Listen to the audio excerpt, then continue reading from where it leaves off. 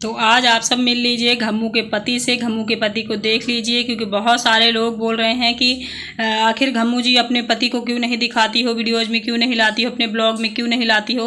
तो इस क्वेश्चन का आंसर बहुत सारे लोगों को शायद मिल गया हो, जिन लोगों को नहीं मिला है आज मेरी वीडियो देख के मिल जाएगा। क्योंकि देखो घम्मू अपना वीडियो बनाती है, वो अपना ब्लॉग बनाती है, उसका काम है ना। लेकिन उसका हस्बैंड भाई आना चाहता है नहीं आना चाहता, ये उसकी प्रॉब्लम है। लेकिन फिर भी अभी मुझे लगता है ना कि हस्बैंड भी घम्मू के आ रहे हैं भैया यूट्यूब पे, क्योंकि उनको भी शायद पता चल गया है कि मेरी बीबी सच में कुछ कमा रही है, नाम भी कमा रही है, पैसा भी कमा रही है, शोहरत भी कमा रही है। और जहाँ तक कि सोशल मीडिया का साइड इफ़ेक्ट है, थोड़ी बहुत बेइज्जती भी हो रही है, ये तो होता ही है। अगर आप अपनी लाइफ दिखा रहे हो तो ये तो होना ही है। देखिए इधर मेरा खाना भी बन रहा, बात भी आप लोगों से चालू है। हेलो राम राम जी, कैसे हैं आप सब? आई होप आप सब अच्छे होंगे। आप सबका वेलकम है साधना रियल ब्लॉग चैनल में। Good morning everyone. I hope कि आप सब एकदम मस्त होंगे, व्यस्त होंगे, बिंदास होंगे और अपने अपने कामों में लगे होंगे और थोड़ा बहुत प्रभु का भजन भी कर रहे होंगे। तो ये मॉर्निंग का टाइम है। अभी मैंने सिर्फ नाश्ता बना दिया है बच्चों के लिए। नाश्ता बनाने के बाद बस अब पूजा करने की तैयारी है। थोड़ा सा मैं रेडी हुई हूँ, सोच रही थी आप सबसे थोड़ी सी बातें कर लूँ। बातें करने के बाद फिर से अपना कंटिन्यू काम स्टार्ट कर दूँ। और जो लोग घम्मू के बारे में जानना चाहते हैं, उनकी रियलिटी बहुत ही एकदम मैंने इसके बारे में ना पुख्ता जानकारी ली है। तो आप सब ज़रूर बने रहिएगा मेरे चैनल में।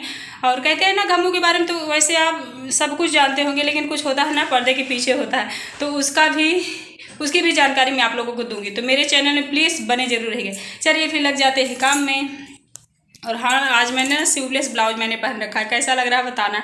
वैसे ये रखा हुआ था, ये मेरा एकदम फुल ब्लाउज था, तो कहीं बिल्कुल इतना सा होल हो गया था, चूहे ने काट लिया था, तो मुझे लगा मैं इसे स्लीवलेस कर लूँ, यानी छोटा कर लूँ।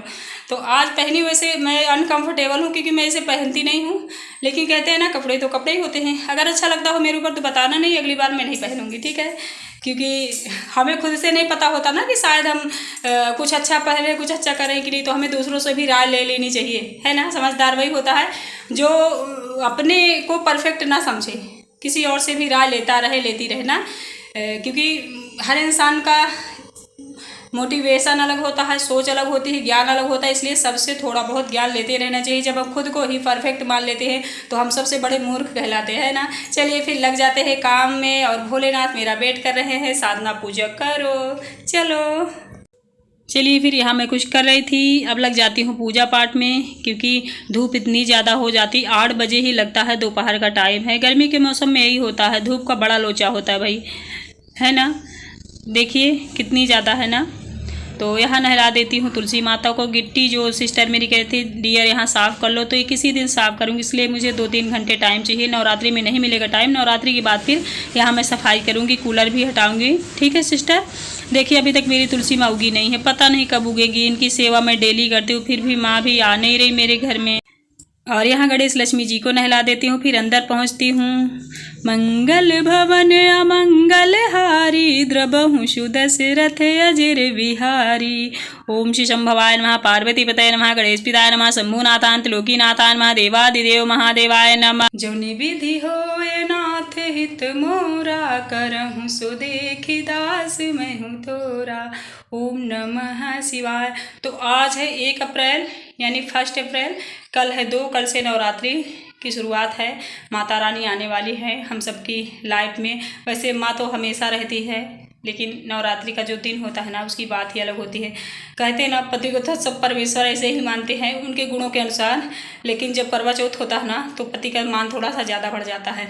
और मेरा तो मानना है कि अगर पति परमेश्वर होने के लायक है ना, तो उसकी हर दिन पूजा होनी चाहिए, उसका हर दिन सम्मान होना चाहिए। उसको हर दिन ये फील होना चाहिए कि हाँ मैं घर में एक ऐसा मेंबर हूँ जो बहुत ही इम्पॉर्टेंट हो और सबके लिए बहुत ही ज़रूरी हूँ। अगर मैंने कहा ना, अगर वो पति परमेश्वर है, और परमेश्वर कौन होता है, वैसे कमियां तो हर इंसान में होती है। मैं ये बिल्कुल नहीं कहूँगी कोई दुनिया में आके यहाँ परफेक्ट आया है, नहीं, कमियां हर इंसान में होती हैं। लेकिन एक कमी अगर हो, एक गलती हो, तो फिर लाइफ में फिर वही गलती दोबारा रिपीट ना हो, उसे कहते हैं समझदार। कोई भी इंसान दुनिया में पूरी ये इस कंट्री में कहीं भी मतलब परफेक्ट नहीं है। परफेक्ट नहीं है, लेकिन अगर एक गलती को हम रोज़ रिपीट करते हैं तो फिर हम वो गलती नहीं कर रहे हैं, हम जानबूझ के फालतू का काम कर रहे हैं जिसकी माफ़ी नहीं होती, ना भगवान की तरफ से, ना मेरी तरफ से, ना ऑल की तरफ से, किसी भी तरफ से। तो मैं पतियों से विनती करूंगी कि अगर आप चाहते हो कि आपकी पत्नी आपको परमेश्वर माने तो आप वैसे गुण करिए, वैसा काम करिए, ठीक है। क्योंकि अगर आपकी फैमिली, आपकी पत्नी, बच्चे आपका सम्मान नहीं कर रहे हैं, आप उनकी नज़रों के हीरो नहीं हो, तो सारी दुनिया में आप हो भी तो किसी काम के नहीं हो। क्योंकि दुनिया से आपको ना खुशी मिलती है, ना चैन मिलता है, ना सुकून मिलता है। कहाँ मिलता है आपको सुकून चैन? आपकी फैमिली में, अपनी पत्नी बच्चों के साथ, है ना। तो एक अच्छे पुरुष बनिए, ठीक है। चलिए फिर लग जाते हैं काम में, नाश्ता पानी कर लेती हूँ, फिर मिलती हूँ आप लोगों से और सारे काम करते हुए, ठीक है। किसी भी स्कूल नहीं गया है, बहुत ज़्यादा शरारत कर रहा है। नल चला के पानी अभी तक चल रहा, आवाज़ आ रही होगी साँ साँ की। ये मैंने बंद कर दिया, मतलब इतने शरारती हैं। उधर मतलब नहा रहे हैं खुशी और सिर्फ दोनों। नहीं, अभी नल नहीं चालू करना। ये देखिए कौन सा नाश्ता है, वाइट कलर का कौन सा नाश्ता है, आप लोग गेस करके बताना। चलिए खा लेती हूँ। ये सूजी का हलवा है और बनाया किसने है? शिव ने, तो सफ़ेद ही रहेगा ना ये।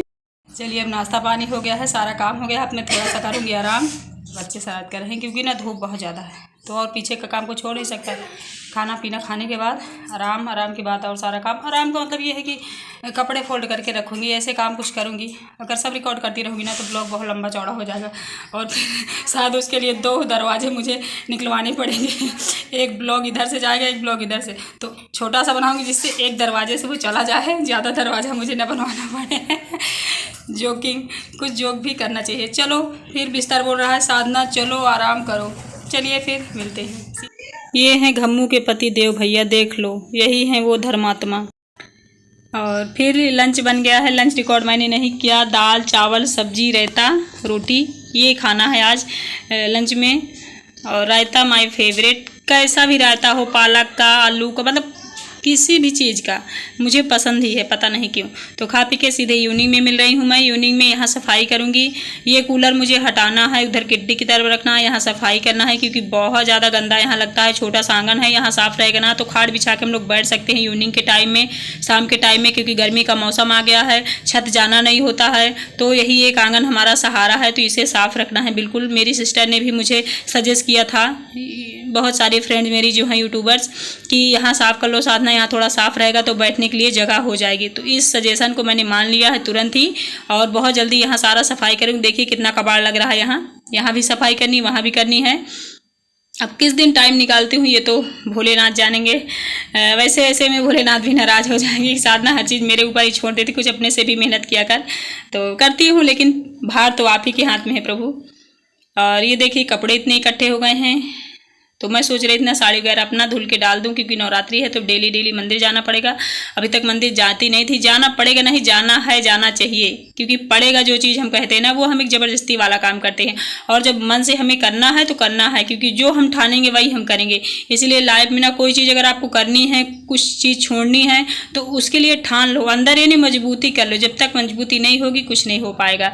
चलिए कपड़े धुल लेती हूँ। बर्तन मैंने धुल के रख दिया है, बर्तन बहुत सारे इकट्ठे हो गए थे। जो न्यू आते हैं मेरे चैनल में तो प्लीज़ सब्सक्राइब करना बिल्कुल भी ना भूलना फ्रेंड्स, क्योंकि आप सबका ना सपोर्ट बहुत ज़्यादा ज़रूरी है। किसी ने मुझे धमकी दी थी, उनका नाम तो मैं अभी नहीं बताऊंगी, लेकिन एक सही टाइम पर मैं इसको ओपन करूंगी कि किसने मुझे धमकी दी है। किसी ने कहा है कि यूट्यूब पर तो तुम भीख मांग रही हो और लाइव में और ज़्यादा भीख मांगोगी, मैं तुम्हें 1 रुपये तक नहीं दूंगा।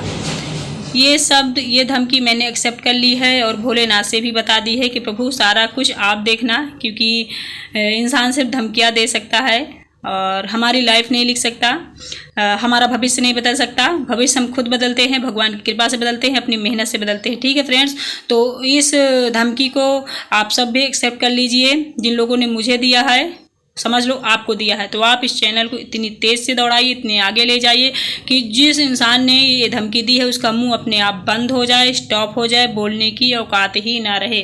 क्योंकि हमें किसी से लड़ना नहीं है, झगड़ना नहीं, हमें उसे करके दिखाना है कि देखो तुमने हमें चैलेंज किया था, हमने आपको करके दिखा दिया है।